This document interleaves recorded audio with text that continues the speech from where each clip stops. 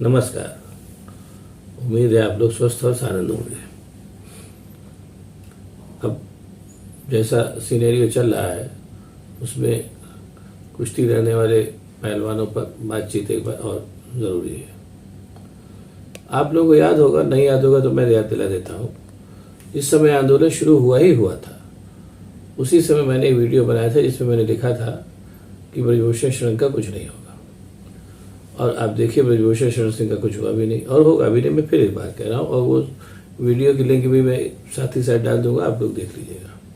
उसकी 3-4 प्रमुख वजह हैं। पहली चीज़ तो ब्रजभूषण शरण सिंह अयोध्या आंदोलन की उपजे हैं। जब अयोध्या आंदोलन चल रहा था वो उस समय से उस आंदोलन में शामिल थे और बाद में काफ़ी उन्होंने लंबा रास्ता तय किया। तो जो इस आंदोलन के चलते ये सरकार बनी है, उस आंदोलन के शुरुआती एक तरीके से मान के चलिए फाउंडर मेंबर को छूने के इस सरकार के पास फिलहाल हिम्मत नहीं है। दूसरी चीज़, भारतीय जनता पार्टी की स्थिति गड़बड़ हो रही है, दिन में दिन दिखाई दे रहा है। उसमें एक ऐसे सांसद पे वो हाथ नहीं डालेंगे जो खुद से लगातार जीत तो रहा ही है, साथ ही साथ अपनी सीट के आसपास की 5-6 और सीटों पर भारतीय जनता पार्टी को जितवाता है और प्रभावी है। ये भी दूसरी बात। और तीसरी बड़ी बात जो मैं कहूँगा वही है कि भारतीय जनता पार्टी जब पावर में होती है तो वो अपने लोगों पर कभी कोई कार्रवाई नहीं करती। आप उठा के देख लीजिए। हाँ, जब विपक्ष में होती है तो चाहती है सबके खिलाफ कार्रवाई हो जाए। एक ये भी मेजर काम है। अब आइए बात शुरू करते हैं इस आंदोलन की। हालांकि बहुत कुछ इसमें लोगों ने देख सुन लिया है, सारी बातें, लेकिन फिर भी बात चलिए तो बताता हूँ कि वो जो तीनों पहलवान थे, साक्षी मलिक, विनेश फोगाट और बजरंग पूनिया, रेलवे में काम करते हैं अच्छे पदों पर। रेलवे में जाके उन्होंने ज्वाइन कर लिया। जैसी सूचनाएं मिल रही हैं उस सूचनाओं के हिसाब से आंदोलन बहुत जोर पकड़ गया था। खाप पंचायतों के उसमें जुड़ने से भी एकदम स्थिति गड़बड़ाती जा रही थी, और सत्यपाल मलिक और दूसरे तमाम खाप पंचायतों के जो बड़े बड़े नेता थे वो सब इसमें शामिल हो गए थे। उसके चलते आंदोलन फैल रहा था। ऐसे में सरकार का जो काम होता है वो उसने किया। हालांकि इस बात को सरकार कही, लेकिन फैक्ट यही है कि रेलवे से नोटिस आया था कि भाई आप लोग कब तक जो है वो बिना लंबे समय से काम से गायब हैं। और सरकारी नौकरी में ये नियम भी है कि आप लंबे समय तक काम से गायब नहीं रह सकते। आधार, आंदोलन को कमजोर करने का आधार यहीं से बनाया गया। रेलवे से नोटिस आई और जाहिर सी बात है सरकारी नौकरी उन लोगों का दाना पानी है, तो तीनों ने जाके ज्वाइन कर लिया। ज्वाइन करने के तत्काल बाद फिर प्रचार तंत्र सक्रिय हुआ और ये अफवाह फैलाई जाने लगी कि आंदोलन वापस ले लिया, अब कुछ नहीं होगा। इसके बाद फिर साक्षी मलिक और तमाम खिलाड़ी सामने आए। उन्होंने जो बातें कही उसके हिसाब से यह है कि उनके हिसाब से आंदोलन वापस नहीं हुआ है, आंदोलन चलता रहेगा जब तक ब्रजभूषण शरण सिंह गिरफ्तार नहीं हो जाते। और उन्होंने उसके अलावा जो उनकी क्या अमित शाह से बातचीत हुई उसके बारे में भी नटशल में बताया। अमित शाह ने काफ़ी मांगे मान ली कि ठीक है, जो फेडरेशन है उसका उसके चुनाव में इनके परिवार के लोग नहीं भाग देंगे ब्रजभूषण शरण के, और महिला के लिए अलग से क्या नाम है, कुश्ती के लिए अलग से संगठन बनाया जाएगा। ये सब सारी बातें साक्षी मलिक ने कही कि वो बातें अमित शाह ने मान ली। और साथ ही साथ अमित शाह ने यह भी कहा कि फिलहाल हम ब्रजभूषण गिरफ्तार नहीं कर सकते और भरोसा करिए जांच पूरी होगी तो गिरफ्तारी भी होगी, ऐसा कहा। और इतना कह के उन लोगों को सरकारी नौकरी ज्वाइन करा दी। ये मोटी मोटी बात निकल के सामने आ रही है।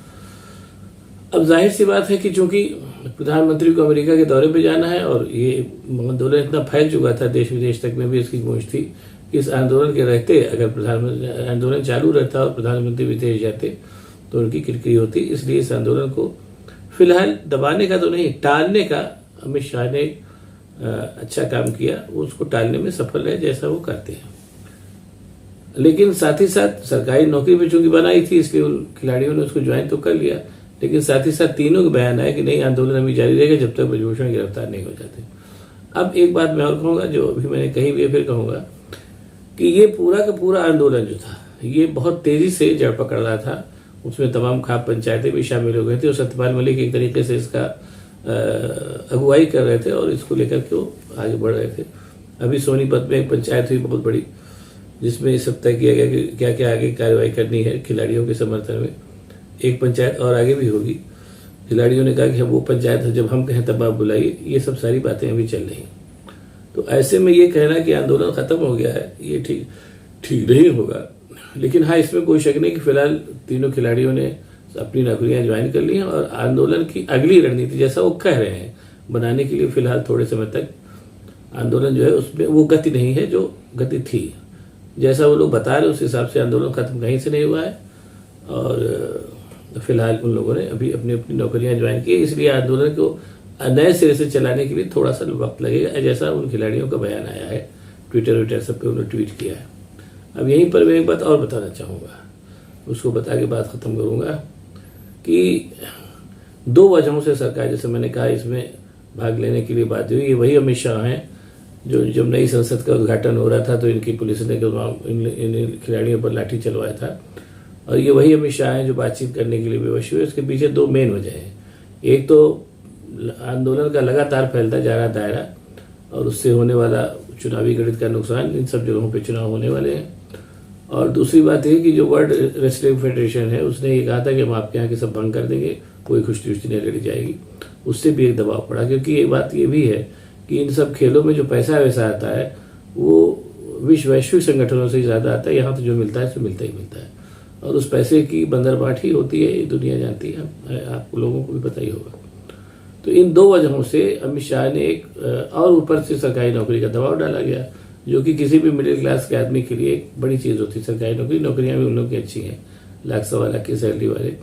और इसके साक्षी भी बहुत पहले से आने लगे थे, जब भारतीय जनता पार्टी नेताओं ने कहना शुरू किया था कि जो 10 करोड़ पाए वो लौटा दीजिए और सरकारी नौकरी लौटा दीजिए, ये सब सारी बातें थी। तो ये सब इस बात का संकेत था कि इन्हीं बातों को लेकर के दबाव बनाया जाएगा, इन्हीं बातों को लेकर के दबाव बना भी। लेकिन चूंकि ये आंदोलन इस कदर फैल चुका है, इसलिए उतने बर्बर तरीके से इसको नहीं दबाया जा सका। ये मुखौटा लगाया गया कि नहीं, कुछ हम आपकी बात मान ले रहे हैं, कुछ आप हमारी बात मानिए और चीज़ों को कुछ समय के लिए टाल दीजिए। तो ये मान के चलिए कि आंदोलन कुछ समय के लिए स्थगित या कमज़ोर तो हो गया, इसमें कोई शक नहीं। लेकिन जो पूरा मामला है और जो खिलाड़ियों के जैसे तेवर है, ये मान के चलिए कि अभी ये आंदोलन और चलेगा। लेकिन साथ ही साथ मैं भी यहाँ कहना उचित समझूंगा कि कम से कम भारतीय जनता पार्टी की सरकार रहने तक आंदोलन चले, उसके तमाम गतियाँ आएंगी, तमाम मोड़ आएंगे, वो सब ठीक है। लेकिन भारतीय जनता पार्टी की सरकार रहने तक, ये मैं फिर कह रहा हूँ, ब्रजभूषण शरण सिंह का कुछ नहीं होगा। जहाँ अगले चुनाव में जहाँ 1-1 सीट के लाले हैं, वहाँ एक ऐसे आदमी को जो 6 सीटों पर चुनाव जिताने का दावा करता है और कुछ हद तक सही भी है, उसके खिलाफ कड़ा निर्णय लेने का